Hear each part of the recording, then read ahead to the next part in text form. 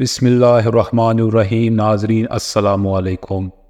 یاجوج ماجوج کے متعلق بہت سی افسانوی داستانیں مشہور ہیں، جس کی وجہ سے عام لوگ تو یہ خیال کرتے ہیں کہ یاجوج ماجوج تو کوئی انسانی مخلوق ہی نہیں ہے، لیکن اگر وہ انسان ہے تو اس وقت کہاں پر ہے؟ سائنس کے اس جدید دور میں جہاں زمین کا کونا کونا چاند لیا گیا ہے، مگر اب بھی یاجوج ماجوج نہیں ڈھونڈے جا سکے۔ آخر کیوں؟ کیا یہ بات درست ہے کہ یاجوج ماجوج کی قومیں حضرت حوا کے بغیر ہی حضرت آدم علیہ السلام کے نطفے سے پیدا ہوئی تھی؟ آئیے آج یاجوج ماجوج کی قوموں کا ذکر قرآن و حدیث کی روشنی میں کرتے ہیں۔ سب سے پہلے تو بات کرتے ہیں کہ ان قوموں کی تخلیق کیسے ہوئی۔ اس بارے میں علماء حافظ ابن حجر عسقلانی فتح الباری میں ایک ضعیف روایت حضرت کعب رضی اللہ تعالیٰ عنہ کے حوالے سے پیش کرتے ہیں کہ یاجوج ماجوج حضرت آدم علیہ السلام کی اولاد میں سے ہیں، کہ ایک دفعہ ان کا نطفہ زمین میں گل مل گیا اور زمین میں پھر ان کی تخلیق ہوئی۔ مصنف اس روایت کو خود یہی کہہ کر جھٹلا دیتے ہیں کہ انبیاء علیہ السلام احتلام سے پاک ہوتے ہیں، اس لیے یہ ممکن نہیں۔ وہ ویسے بھی یہ ایک بہت ضعیف روایت ہے کہ جس کی سند صحیح نہیں۔ مختلف روایات اور تاریخی کتابوں سے جو ثابت ہے وہ یہ ہے کہ یاجوج ماجوج دو قبیلے تھے، جو کہ حضرت نوح علیہ السلام کے بیٹے یافس کے اولاد میں سے تھے۔ یاجوج ماجوج دو سردار تھے جنہوں نے ایک دوسرے کی بہنوں سے شادی کی اور قسم کھائی وہ اب اپنی خون میں ملاوٹ نہیں کریں گے، اس لیے انہوں نے اپنی بیٹے بیٹیوں کی شادیاں بھی آپس میں کیے۔ ان کی نسل بہت پروان چڑھی۔ کہا جاتا ہے کہ ان کی عورتیں ایک ہی عمل بیک وقت 4 بچے جنتی تھیں، جس کی وجہ سے ان کی نسل بہت زیادہ پھیل گئی۔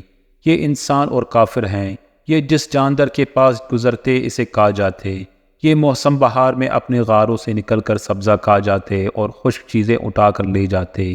ان کے پنجے اور دانت درندوں جیسے اور ان کے بال اتنے لمبے ہیں کہ جسم چھپا لیتے ہیں۔ اس وقت بھی دنیا میں ہماری آبادی کے ایک انسان کے بدلے میں یاجوج ماجوج کی قوم کے 10 افراد موجود ہیں، یعنی یاجوج ماجوج کی قوم ہم سے 10 گنا زیادہ ہے۔ صحیح بخاری کی حدیث نمبر 3348 کی روایت ہے کہ نبی کریم صلی اللہ علیہ وآلہ وسلم نے فرمایا کہ ہر 1000 میں 999 جہنمی ہوں گے۔ تمہیں بشارت ہو، وہ ایک آدمی تم میں سے ہوگا اور 1000 دوزخی یاجوج ماجوج کی قوم سے ہوں گے۔ پھر نبی کریم صلی اللہ علیہ وآلہ وسلم نے فرمایا، اس ذات کی قسم جس کے ہاتھ میں میری جان ہے، مجھے امید ہے کہ تم امت مسلمہ تمام جنت والوں کے 1/3 ہوں گے۔ اس حدیث سے ہم اندازہ کر سکتے ہیں کہ یاجوج ماجوج کی تعداد کتنی ہوگی۔ تاریخی شواہد سے معلوم ہوتا ہے کہ لوگ شمال مشرق ایشیا میں زندگی بسر کرتے تھے اور اپنی وحشیانہ حملوں کے نتیجے میں ایشیا کی جنوبی اور مغربی علاقوں میں مصیبت برپا کرتے تھے۔ بعض تاریخ دانوں نے ان کی رہائشی علاقے کو ماسکو اور توبلسے کے آس پاس بتلایا ہے، اور بعض کا خیال ہے کہ یاجوج ماجوج کا شہر تبت اور چین سے بحیرہ منجمند شمالی تک اور مغرب میں ترغستان تک پھیلے ہوئے تھے۔ قیامت کے 10 عظیم نشانیوں میں سے ایک یاجوج ماجوج کا ظہور بھی ہے۔ اللہ پاک قرآن مجید میں فرماتا ہے، یہاں تک کہ یاجوج اور ماجوج کھول دیے جائیں گے اور وہ ہر بلندی سے دوڑتے ہوئے آئیں گے۔ سورۃ الانبیاء یاجوج اور ماجوج کا وجود ذوالقرنین کے عہد سے تعلق رکھتا ہے۔ ذوالقرنین ایک بہت ہی نیک صفت انسان اور ایک عظیم بادشاہ تھے۔ اللہ تعالیٰ نے انہیں قوت و طاقت سے نوازا تھا اور انہوں نے مشرق سے مغرب تک اپنی حکومت قائم کر لی تھی۔ تمام بادشاہوں اور ممالک پر انہی کی متعلق عنانی تھی اور انہوں نے مشرق اور مغرب کے دور دراز کے سفر طے کیے۔ ان کا تذکرہ قرآن مجید کے سورۃ القاف کی آیات 83 تا 98 میں ملتا ہے۔ اسی زمانے میں یاجوج ماجوج نے بھی قتل و غارت کا بازار گرم کر رکھا تھا۔ وہ ایسے وحشی تھے کہ انسان کو زندہ چیڑ پاڑ دیتے تھے اور خون کی ندیاں بہانا ان کا معمول تھا۔ جہاں بھی کوئی علاقہ فتح کرتے تو وہاں موجود جوان لڑکیوں کا خون پی جاتے، جس سے وہ خود کو دوبارہ جوان محسوس کرتے۔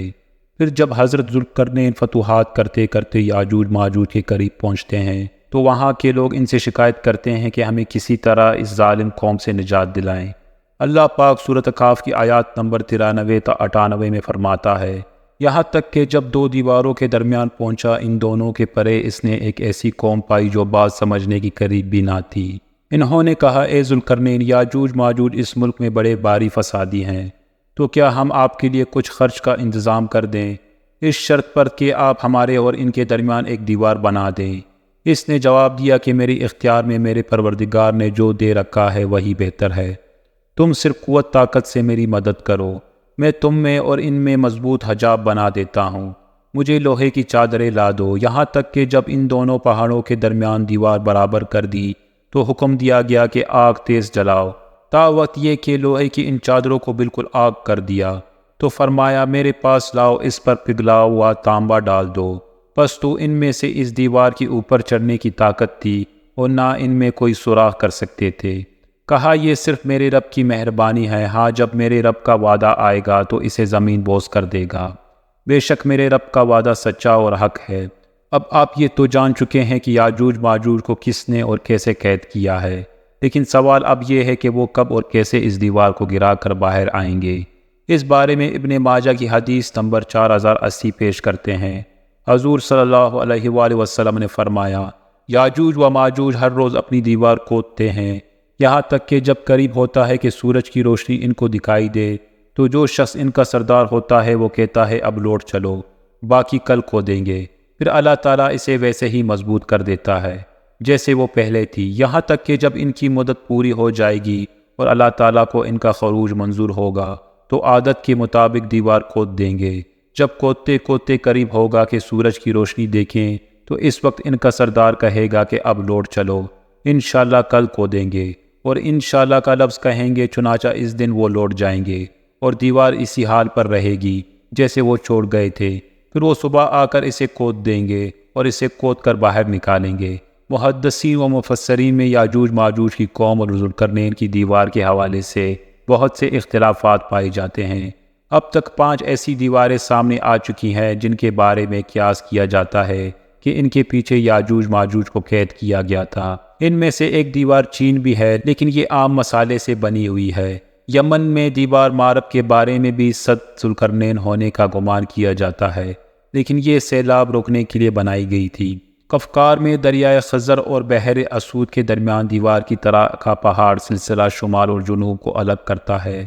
یہاہ ایک لوہے کی دیوار بھی نظر آتی ہے جس کے بارے میں لوگ قیاس کرتے ہیں کہ یہی ذوالقرنین کی دیوار ہے۔ ایک صحابی نے رسول اللہ صلی اللہ علیہ وآلہ وسلم سے عرض کیا کہ میں نے اس دیوار کو داری دار چادر کی طرح دیکھا ہے جس کی ایک داری سرخ ہے اور ایک کالی۔ اس پر آپ صلی اللہ علیہ وآلہ وسلم نے فرمایا، واقعی تم نے اس کو دیکھا ہے، باقی یہ دعویٰ کہ سائنس کی ترقی کی وجہ سے اب دنیا کا کوئی چپا چپا نہیں بچا، یہ دعویٰ غلط اور بے دلیل ہے۔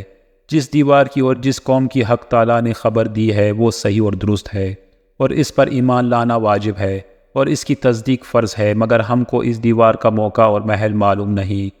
بلا شبہ عقلیہ یہ ممکن ہے کہ ہماری اور ان کی درمیان میں بڑے بڑے سمندر اور بڑے بڑے پہاڑ عائل ہوں۔ اب سوال یہ پیدا ہوتا ہے کہ پہلے دجال کا ظہور ہوگا یا پھر یاجوج ماجوج۔ صحیح مسلم کی روایت میں حضور صلی اللہ علیہ وآلہ وسلم فرماتے ہیں، جب دجال کا ظہور ہو جائے گا تو حضرت عیسیٰ ابن مریم علیہ السلام دمشق کے مشرق جانب سفید مینار پر زرد کپڑوں پہنے ہوئے 2 فرشتوں کے بازو پر ہاتھ رکھے ہوئے اتریں گے۔ ان کی سانس کے باب جس طرف جس کافر کو بھی پہنچے گی وہ ہلاک ہو جائے گا۔ حضرت عیسیٰ علیہ السلام دجال کو باب لد کی مقام قتل کر دیں گے، پھر اللہ پاک کے حکم سے حضرت عیسیٰ علیہ السلام مومنین کو کوہ طور پر لے جائیں گے، کیونکہ اس وقت یاجوج ماجوج کا ظہور ہوگا جن کو کبھی شکست نہ ہوئی ہے۔ یاجوج ماجوج ہر بلندی سے پھیل جائیں گے۔ جب یاجوج ماجوج ظاہر ہوں گے تو اتنی زیادہ تعداد میں ہوں گے، ان کا پہلا گروہ ہی بحر تبریہ کا سارا پانی پی جائے گا، اور جب ان کا آخری گروہ بحر تبریہ پہنچے گا تو گمان کرے گا کہ کبھی یہاں پانی ہوتا تھا۔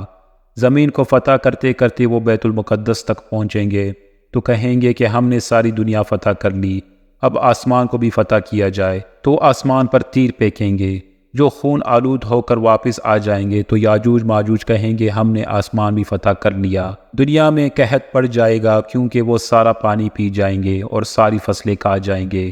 پھر حضرت عیسیٰ علیہ السلام اور ان کی ساتھی جو کہ کوہ طور پر محشر ہوں گے وہ اللہ سے دعا کریں گے تو اللہ پاک حضرت عیسیٰ علیہ السلام کی دعا قبول کرے گا، تو یاجوج ماجوج کی گردنوں میں ایک کیڑا پیدا ہو جائے گا جس سے ساری قوم ہلاک ہو جائے گی۔ ہر طرف یاجوج ماجوج کی لاشیں ہوں گی، گندگی، بدبو اور خون کی ندیاں بہہ رہی ہوں گی، یہاں تک کہ زمین پر پیر رکھنے کی کوئی جگہ نہ ملے گی۔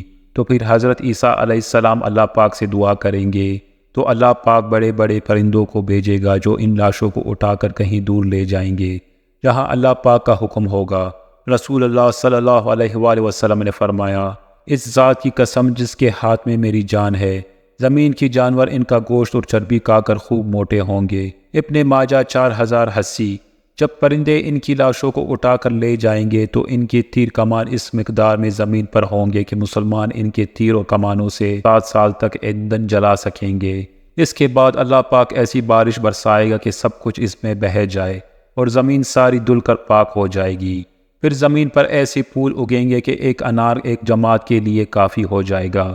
دودھ میں ایسی برکت ہوگی کہ ایک اونٹنی کا دودھ ایک بڑی جماعت کے لیے کافی ہوگا، ایک بکری کا دودھ ایک گھرانے کے لیے کافی ہوگا۔ پھر کئی سال تک لوگ ایسے ہی رہیں گے۔